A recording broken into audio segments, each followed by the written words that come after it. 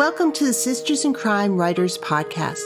Everyone has a unique writing journey, so join us for conversations about those journeys from the writers themselves.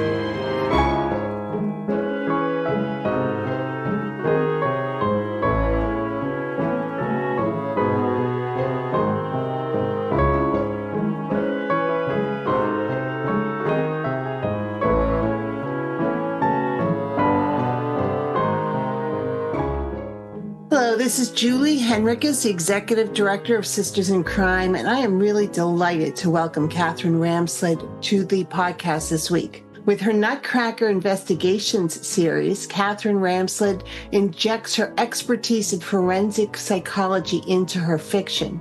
She consults for coroners, trains homicide investigators, and has appeared as an expert on more than 250 crime documentaries. She was an executive producer on Murder House Flip, A&E's Confession of a Serial Killer, PTK, and ID's The Serial Killer's Apprentice.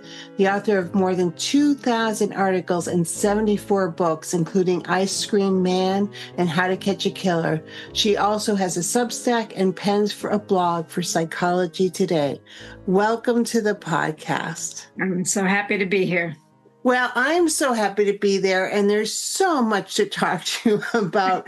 But let's start with fiction and fiction writing. You know, you've had such a rich and interesting career, but when did you say to yourself, I want to write a novel?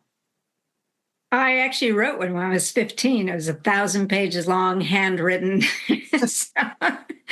It started as entertainment for my sister and a friend. I don't think I actually said I want to write a novel, but after 1,000 pages, that's what it was. Oh, wow. And so, was writing fiction something that you kept pursuing, or was this something that, how did you build the craft to be able to write a fiction novel? Never aspired to be a writer. So that's very odd, obviously.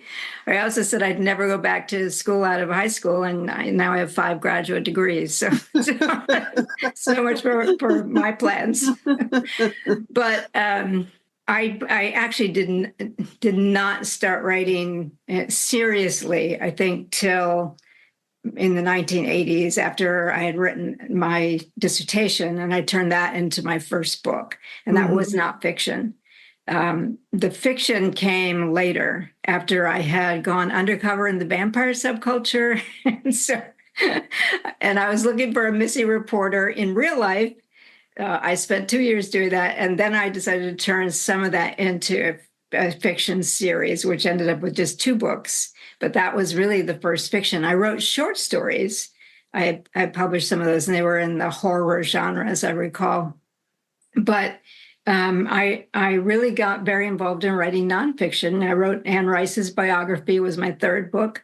That led to 6 more books involving her vampire and ghost and witches universes. Then I wrote Dean Koontz's biography, and then I went undercover in the vampire subculture and the ghost hunters. And so it was all nonfiction, even though it was really a rich, almost fictional world. But those things spawned then me doing more fiction. There's so much to unpack there. So much to talk about. So let's talk about your career then. As it, you said that, when you left high school, you thought that's it. And now 5 degrees later, talk to me about the trajectory of your career, because it's really interesting. And so because I did not really aspire to be a writer, I think my career has been circuitous. Yeah. And I have leapt on opportunities, and those opportunities have changed my life in unforeseen ways. And that, I think that's, if I were giving advice to anyone, I'd say yes to opportunities and then figure out how to do it. Don't second guess, just move into it and go. So, because that has always worked for me. And as the more, writing you do and publishing you do, the more credentials you build up.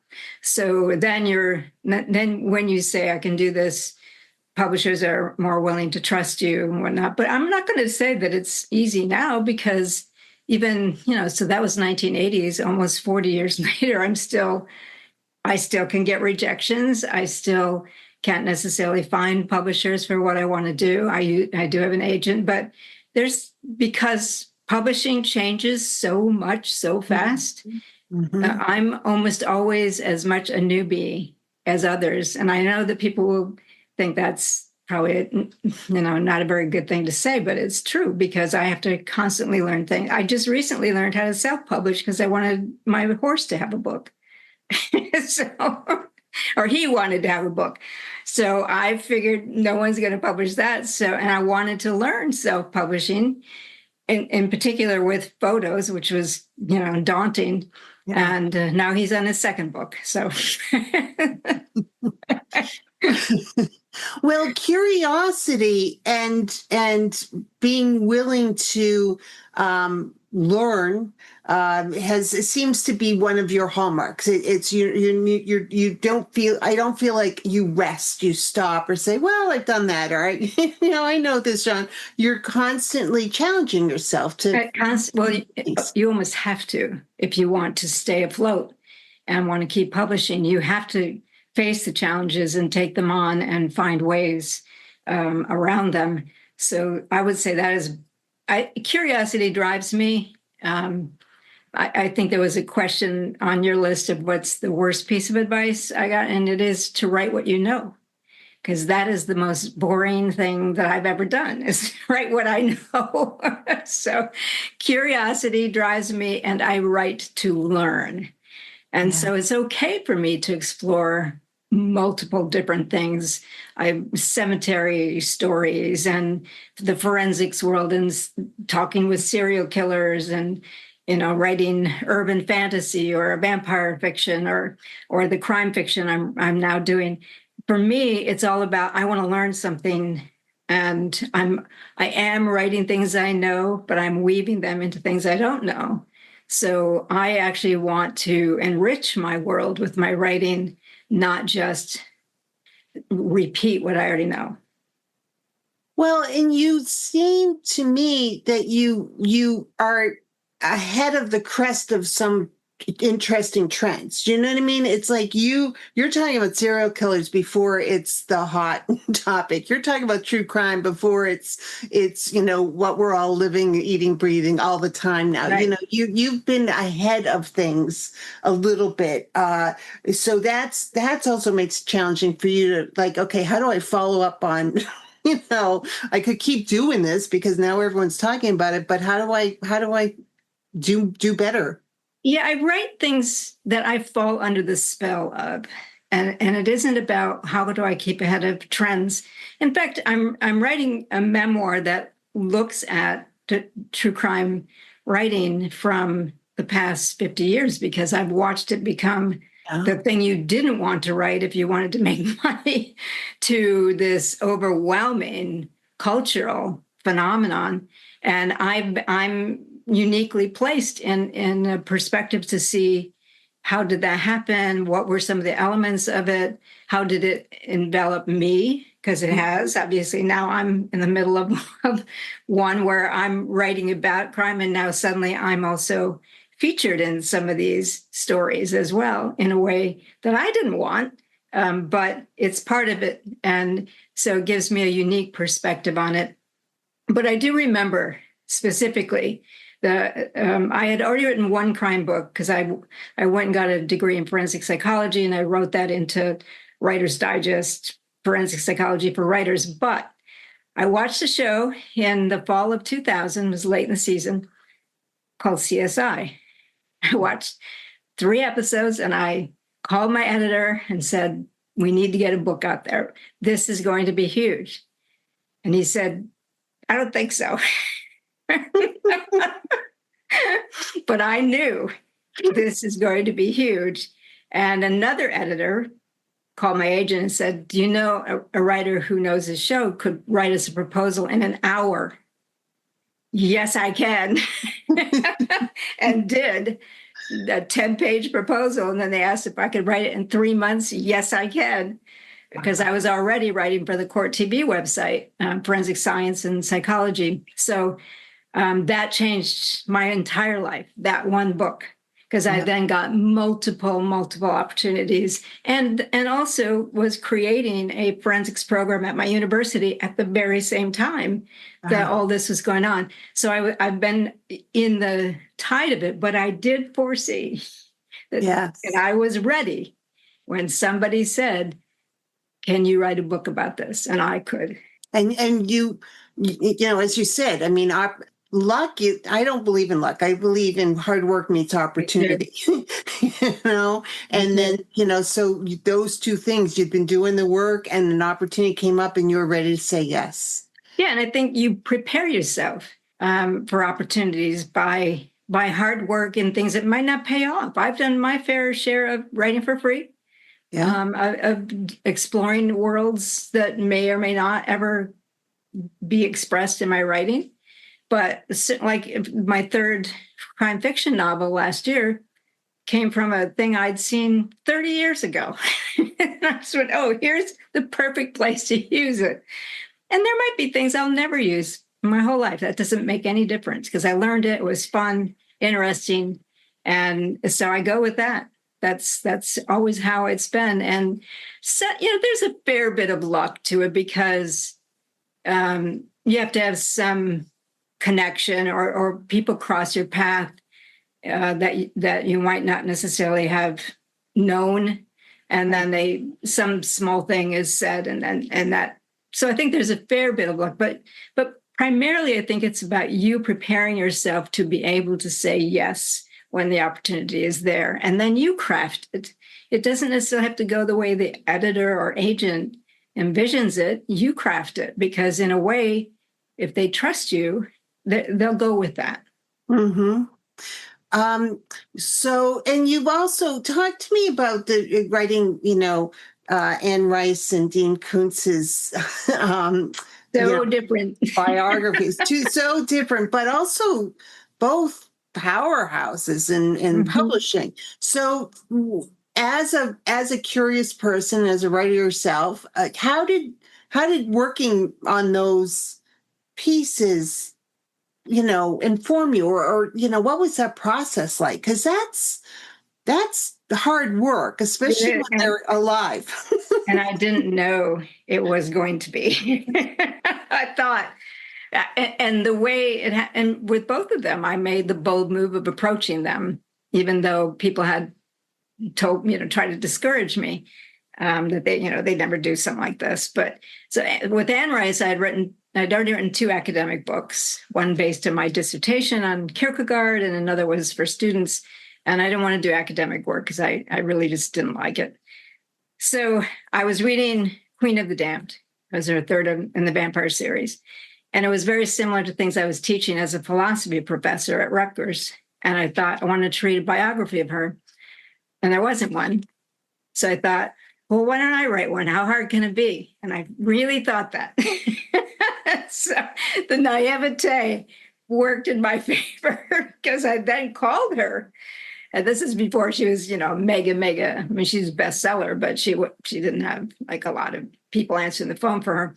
So I proposed this idea and she said she didn't think so. And I said, well, look, I have a proposal written. Would you just read it? Because I did. Would you just read it? And then if you don't, that I won't ever bother you again. And she read it and liked it because I was treating her seriously with philosophical themes. And so that, again, changed my life. I wrote 7 books with her and on her various universes, which gave me cool places to travel, like Scotland and Paris, and tax deductible. I learned very fast what that meant.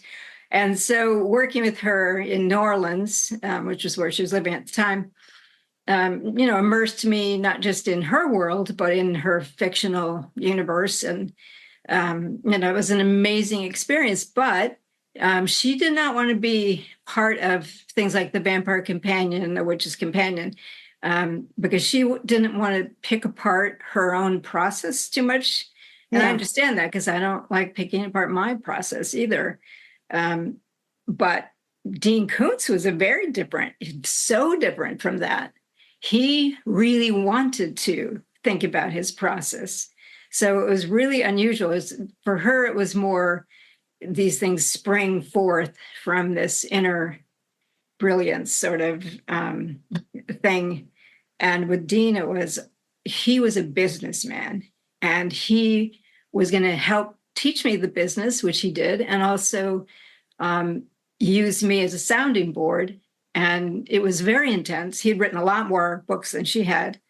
But the coolest thing about him was, well, there are many cool things, but one was he had a number of books out of print under other pseudonyms like science fiction and even pornography. And he Xeroxed those for me on his little Xerox machine at home, which was so amazing. Wow. And we laughed and laughed all the time. And I that was not my experience with Anne. She liked being taken seriously, but she didn't want too much probing. And I spent all the time with people who knew her to do the biography. With Dean, he was very funny, very witty, and he really loved, he loved the fact that I didn't need to quit for lunch, because neither did he. So he could talk for hours. And it was an amazing experience writing both of them, but they were very, very different experiences. And with Dean, people had said to me, because I was kind of winding down in my Anne Rice stuff, and people had said to me, Dean Koontz would never do something like this. But there he was. I was at a book conference, and there he was across the room. So I'm not passing this opportunity. He can say no. And my motto is better to be told no than to lose an opportunity you might get if you ask. Yes. So I went up and asked, and he said, well, if you can find interest. I walked across the room to an editor and said, are you interested? And she said, yes. And I walked back to Dean and said, I have interest. So that's how it happened. Even though that was not the publisher I ultimately ended up with, that's exactly what happened is, you're in the room, he's in the room. So there's that fair amount of luck I mentioned. But at the same time, credibility, because he knew I'd written Anne Rice's biography. So he knew I wasn't just, somebody who didn't bring any credentials to the table, and that I was a professor. So he was wonderful. He was so engaged in it. And I learned so much about the business from him. And when you're writing a biography, and I promise we'll get back to fiction, but it fascinates me. Again, you've written so many different things, but were they able to look at the final draft and either approve or do things? Is that part of the deal? Anne did not want to, but her husband did that. And he was fine with it. He didn't want to, he was a poet, and he didn't want to really mess with my artistic process too much. Right.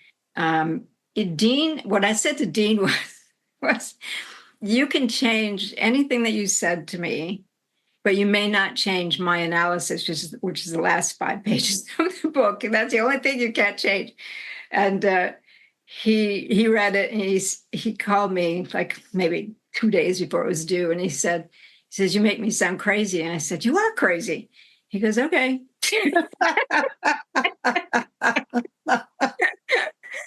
Because he wrote and wrote and wrote and wrote. And then he told me that he had, after it was published, he said he had gone to dinner, and there was a table of psychiatrists or psychologists, and they had read the book, and he asked them what they thought, and they said, very accurate.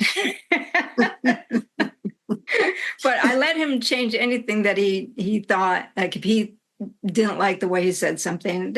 I'm not an investigative journalist. I did no problems with that. Yeah. Or if he wanted, and he did not like that I actually found his pornography. He didn't think I would, but he dedicated it to people with unusual names. And I knew they were his friends. So I did find it. So we figured out a way to include it and work with it. I said, you can't ask me to leave it out, because it's part of what you did. It's part of your formation. And so, but we can frame it how, sensitively. And we did, but that was a difficult moment, because he didn't like that I did find it. And it wasn't very good, but.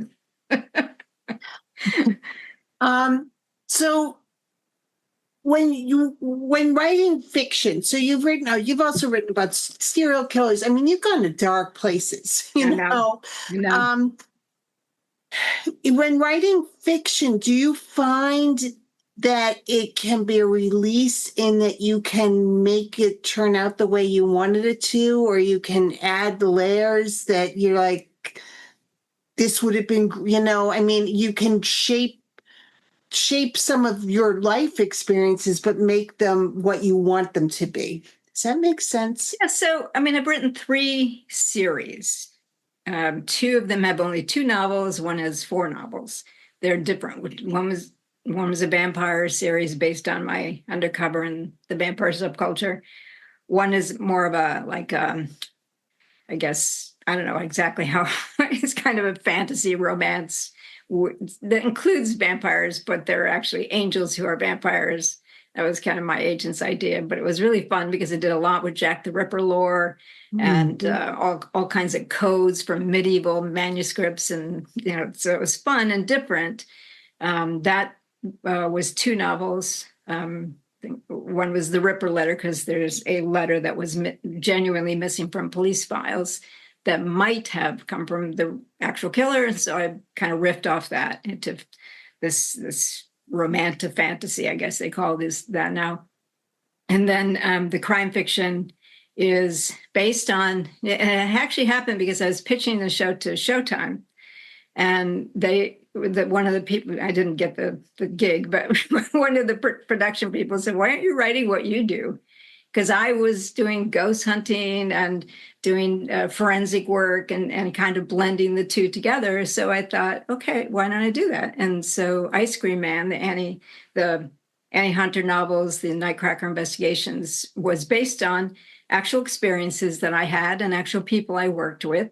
So those characters were, not all of them, but quite a few of them were real people, real cases that I used. And all 4 of the novels are based on actual cases. So in a way, although it's fiction, I'm doing things with it that are still within the frame of what we call narrative nonfiction. Mm-hmm. So I blend the two together. The vampire novels were entirely fictional, but I think for the most part, I do operate within the frame of these cases too, and what is real in the forensics world. I don't make stuff up. And I would imagine that that's probably one of the things that you don't like about some television or written is when they get it wrong. I mean, it's something. They do. Yeah. A lot. And it must make it also, I mean, that's hard sometimes when you want the science to do something it can't do. And because you're not gonna make that happen. True. And I've done a fair amount of work with Hollywood, and some of the requests are, absurd.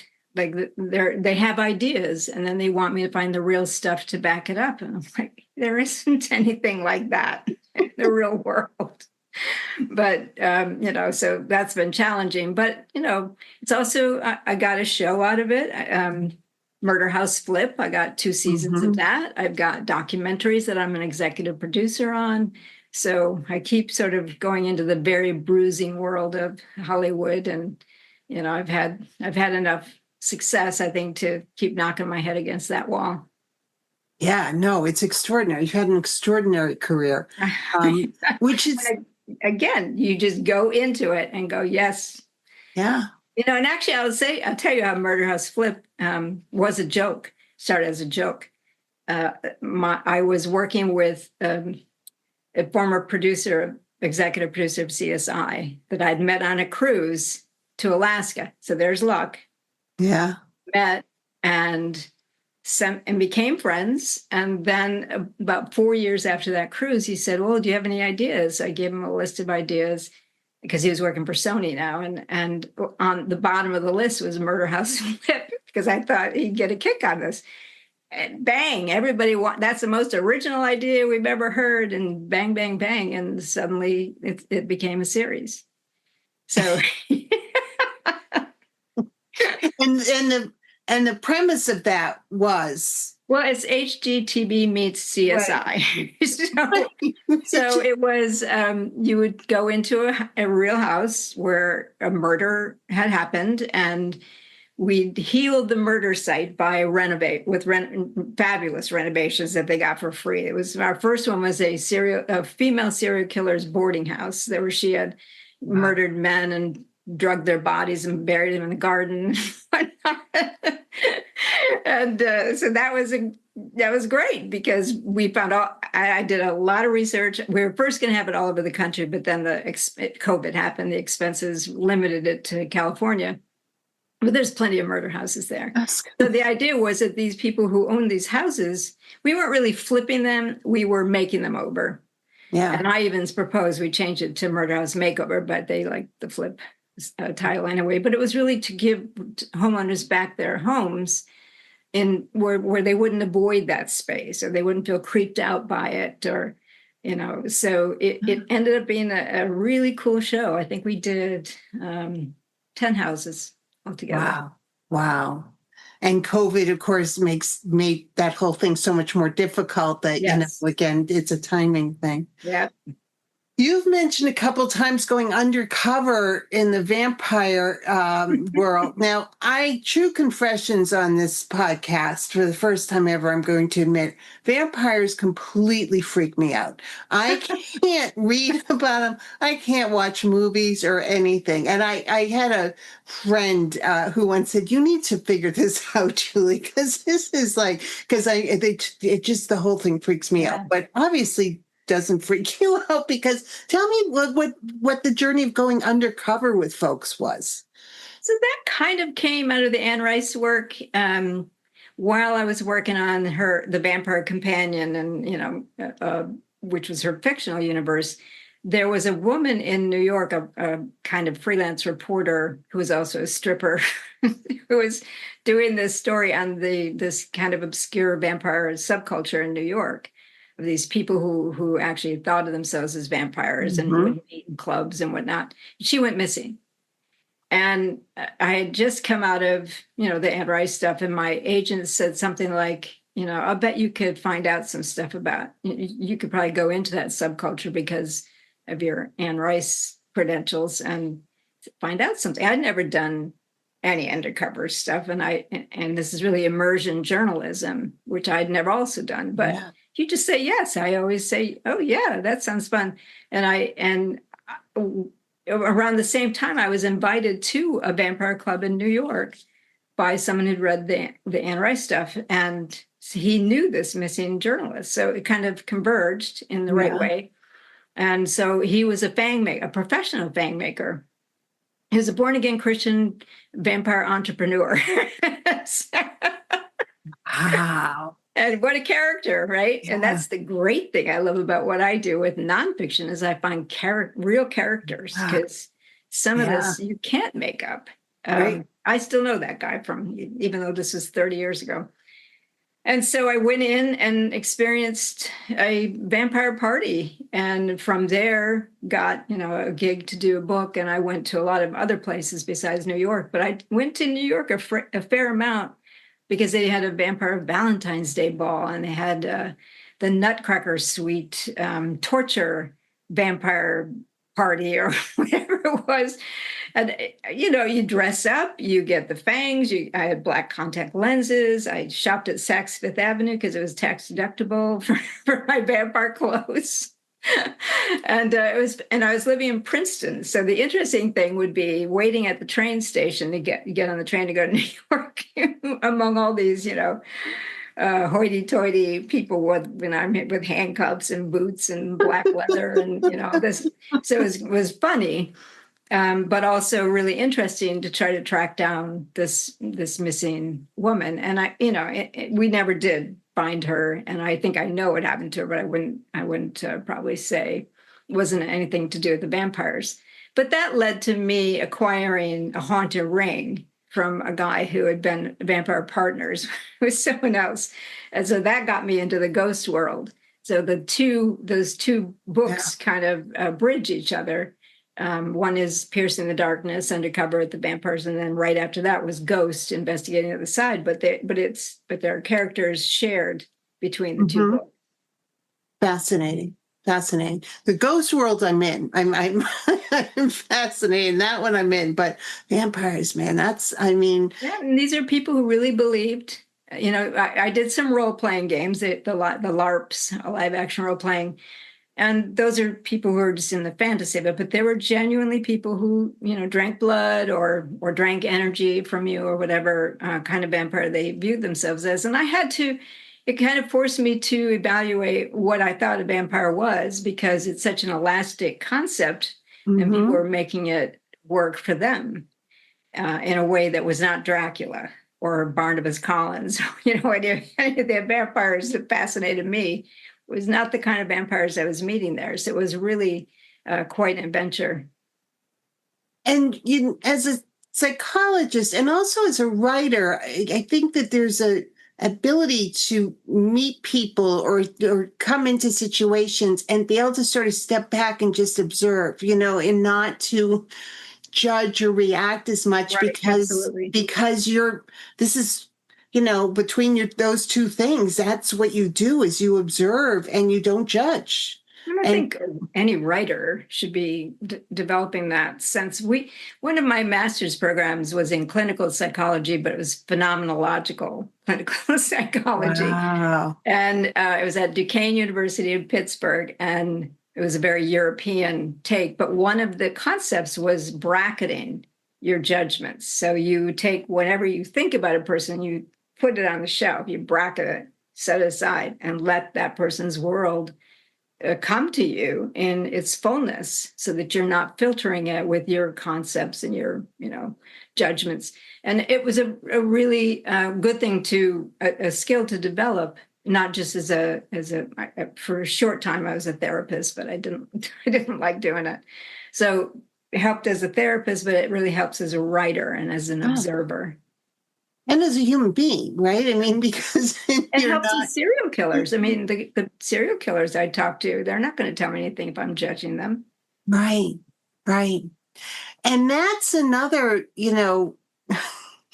another interesting part of your journey, because, as all of us who watch true crime or read books or do whatever, the ability to say these are two monstrous things, but these are human beings. They're but for a choice, go other people as well. That's a tough thing, right? It's tough because of the way they're able to present themselves as normal, and while they go about doing these terrible things. So like Dennis Rader, who I still talk to 15 years later, we spent 5 years working on his book, and he was a family man. He was president of his church congregation. He had full-time jobs, all the things you don't associate with serial killers,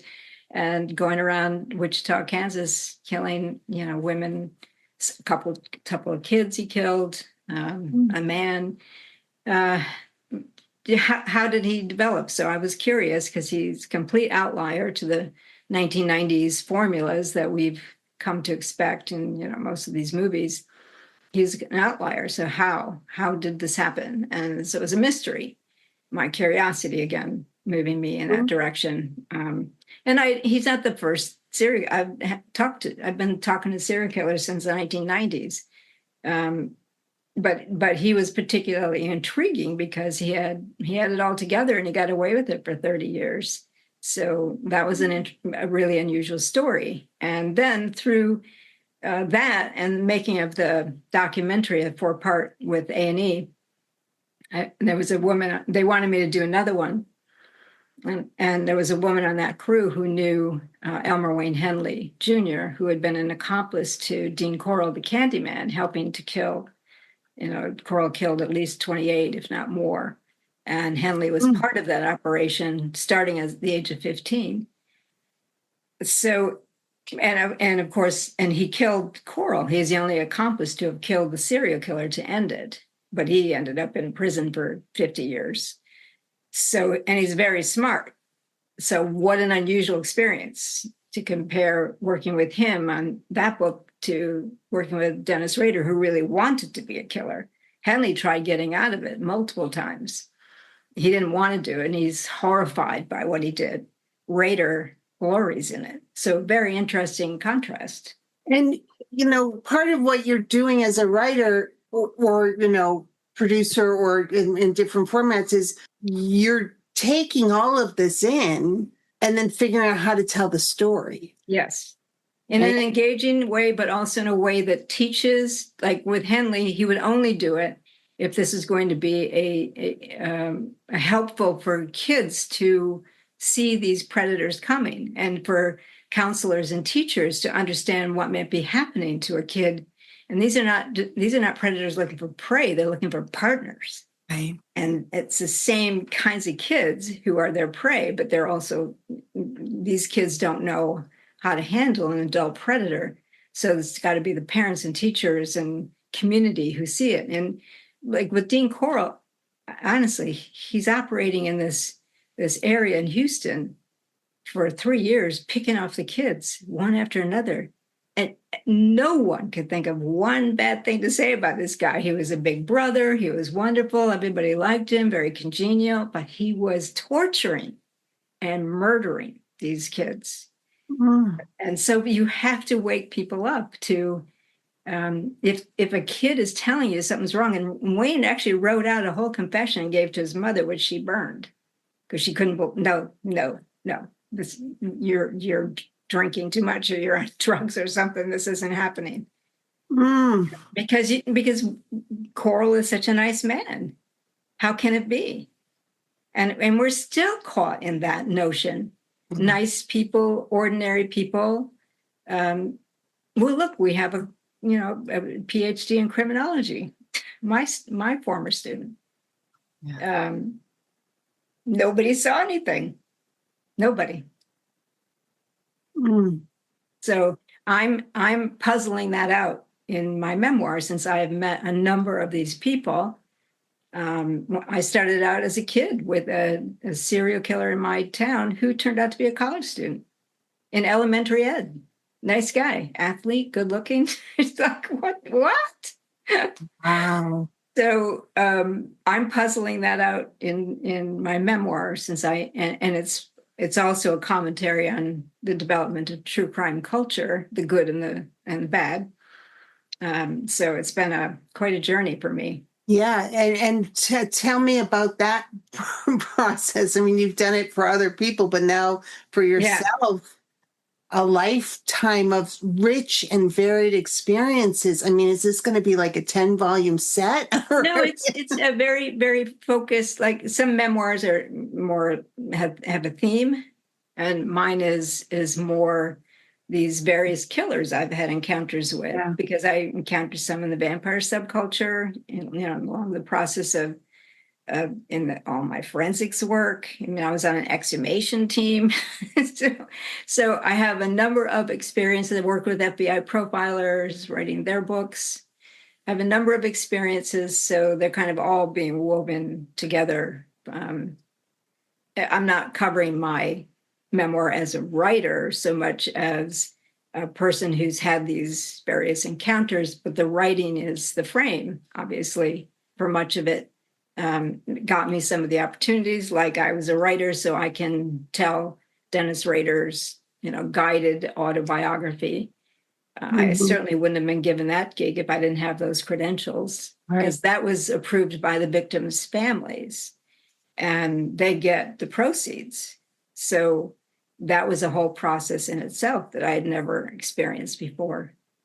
So it's just going to be a lot of, sort of that arc of being a kid watching girls being picked off in my area, hitchhiking across the country, which I did when I was 18, and having some of the, I guess, a growing perspective of these people who seem okay and aren't, have a dark side. Yeah. and then being the person to interview them, and then ultimately having one right in my classes. How, and this is probably something I don't know that we talk about enough, but how do you take care of yourself with all of this darkness and writing about it, thinking about living with it? How do you, and there's so many writers who are writing dark, dark, dark, and it's going to take it out of you a little bit, right? I mean, that's just, how do you take care of yourself? There's two things. I'm trained clinically. No. So that's what I don't get heavily emotionally immersed in this stuff. I'm curious, and I'm equipped with certain, skills and training to be able to do this clinically. But I also have one of the best things that happened to me, around the time of the Idaho case, was that I ended up working on a horse farm, volunteer work, because there was a horse there that needed help. He needed rehabilitation because he was in a lot of pain, and they needed somebody to walk him, and the owner had broken her foot. So he became my project. Now he's my co-author. He became my project. And I'm telling you, going to this farm with these horses and dogs and chickens and cats was like, this is my escape. I can get away from all that. Mm-hmm. And I do it every day. I go every day and now he's fine. So I ride him every day, but not every day, but I'm always with him. I do things with him. I just hang with them. There's a spirituality to animals, I think, that is very healing, make you very present. And that has been probably the best thing that happened to me simultaneous to the Idaho case. We mentioned this little bit of luck, and it will be, because I saw a guy on Facebook writing, and I kind of knew him. I said, "Where are you riding a horse?" And he told me, and it was like 4 miles away from where I live. He said, "Bring some carrots." And I will never forget the moment I went into the grocery store and I put my hand on a bag of carrots. And I said, "If you do this, if you go to that farm, your life will change." I didn't know why, no idea. I just knew, if I do this, this is going to be a pivot. And it was. Well, it seems to me that you have a very strong intuition as well. I mean, a very, maybe through training, but also through who you are, gut feeling and willingness to sort of say, okay, this is something else. So I'm just going to go with it. I'm not going to judge it. I'm just going to explore this, And I think that's learned more than it is instinctive. I think it's learned from things I've seen. I mean, obviously, I weirdly, I wrote a journal when I was 18, hitchhiking across the country, and now I'm reading it going, God, how stupid was I? I can't believe how totally trusting it was. But and I've learned, because I'm immersed in crime culture, and I know a lot more, and I'm a lot more cautious than it certainly was at 18. And 19, I rode a motorcycle across the country, even worse, I guess. But it worked out because I'm alive and I'm here. But I think that instinct is something that is a learned thing and a perspective that you develop. Do you think? I was talking to somebody about this recently. I don't think there were less scary, fewer scary people or issues when we were younger. We just didn't know about them. Didn't know about them. Right? We didn't know. We had no connection even with other states, let alone the entire world. So the internet and social media have changed so much about how people think and envision things, and even how they write, which is why I say you must always be reinventing yourself and keeping up with it, because you're going to get left behind if people dig in and say, I'm just not going there with this. Well, everybody else is. You have to learn it. And so I always am feeling like I'm new at this. Which is wonderful. I mean, It's and wonderful, but daunting, yes, daunting yeah. sometimes too. But you give yourself challenges. So let's just, as we're, I mean, obviously, this could be a multi-part conversation. I'm fascinated. But, for writers and nonfiction and fiction writers, I mean, because they're both in Sisters in Crime and both listening to this podcast, but what's the best piece of writing advice? You've already talked about stay curious, keep learning. There's the business side of being an author, and then there's the artistic side of being a writer, but you've got to be both no matter what you're doing. So what's the one thing you would tell somebody if you're sitting down with them and they wanted to have a long and interesting career like yours? Get a friend who believes in you. Don't make it your mother. Get a friend. And it doesn't have to be even someone who reads your writing. Right. They have to believe in you. It's because you will have those horrible moments where even Dean Koontz did. I'll never forget working with him where he's thought, this is the worst book I've ever written. It's not going to go anywhere. I mean, every writer has those moments of, what am I doing? No one's going to like what I'm doing. This is going to fail. I'm going to fail. So you get a friend who believes in you, who will be that one to say, keep going. And I think there's nothing more valuable than that. Yeah. How about talk to me about the importance of community in writing and in your world here? Well, I think it is important, and I don't mean that has to be writing groups, because frankly, I've had terrible time with writing groups. But I think the sense that, I've been in Sisters in Crime for a long time in various different functions. I wrote for the newsletter for years, a column, and I taught the Guppies classes, and I've gone to some Sister in Crimes events. I love the classes they offer. I've taught at different chapters. So I think there's a connectedness there because there's a shared vision. And the people who are in this organization that I've met are very supportive, and they want to see each other succeed. They want to help each other with that.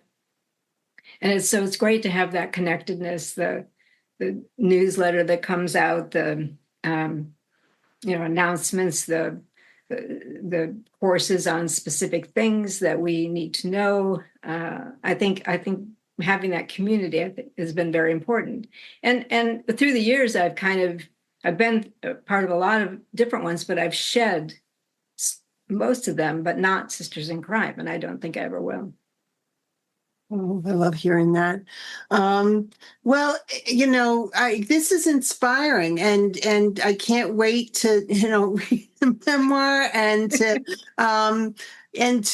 as I said, you've been ahead of the wave. In so many ways, and I think that's really terrific. But what has inspired me the most is the stay curious, and that you keep making yourself so much. It is so important because it makes you feel alive, first of all, and it lets you fall under the spell of things. If curiosity leads you, there'll be a quickening. This is one of the columns I wrote for Sisters in Crime once. You'll be a quickening in you that this I have to pursue this. I felt about CSI. I got to get a book out there on this. And when you're in the grip of that, you're so enchanted by, and nothing feels like work. Everything feels like you got to get out there and collect it all. And it's so exciting because you're enlarging your world, and you're connecting with people, and you're finding these characters. And I love that experience. And it's like, I guess it's like falling in love, but except that it produces a very different product, obviously. So yeah, I think curiosity is the driver, and it is what makes you feel alive. It's the heat. Yeah, I love that. Thank you so much for a fabulous conversation. This has been great. Great.